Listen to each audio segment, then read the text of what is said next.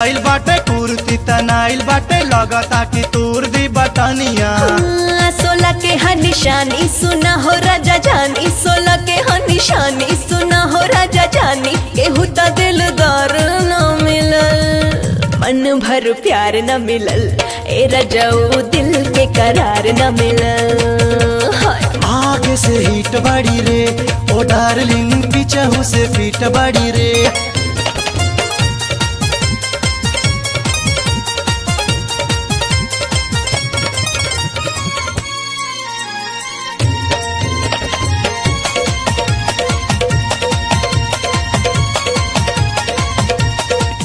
जब ले केहू से टाका न भीड़ी, तब ले तोहरा के मजा न मिली। हाँ तू ही हमरा के नीक लागताड़, चल खिल्ला ए राजा तू गाड़ा। करता मनमानी हम सच कहतानी, तू करता उड़ाई दे बका। तनिया रे तू आवा कि होटावा सटावा, तनिया रे तू आवा कि होटावा सटावा, कि देह झोन झोन करी हो। आगे से हिट बड़ी रे ओ बबुनी, पीछे से फीट बड़ी रे। मन भर प्यार न मिलल, ए रजाऊ दिल के करार न मिलल। हाय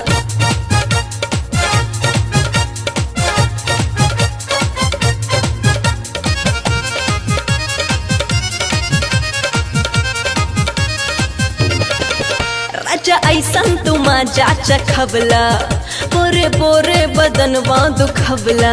हाँ आगे अब ही बहुत लड़ाई हो, कल मिलबू त तोहके बुझाई। ना रे बाबा नाही ना और कुछ चाही कि छोड़ना अन्हार भइल हो। रे हम त खिलाड़ी न समझा अनाड़ी, हाँ हम त खिलाड़ी न समझा अनाड़ी, कि गदर मचाई देबो। आगे से हिट बड़ी रे ओ रानी, पीछे से फिट बड़ी रे। हाय तीर दिल के पार गइल हो, संवर को तीर दिल के पार गइल हो। देह गदराइल बाटे लक्ष्य में नहाइल बाटे, झलकेला मस्त जवनिया। हाँ जींस भी कसाइल बाटे, कुर्ती तनाइल बाटे, लगता कि तूर दी बटनिया।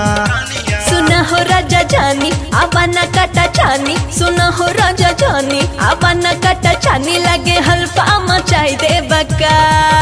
हाँ आगे से हिट बड़ी रे ए बाबूनी।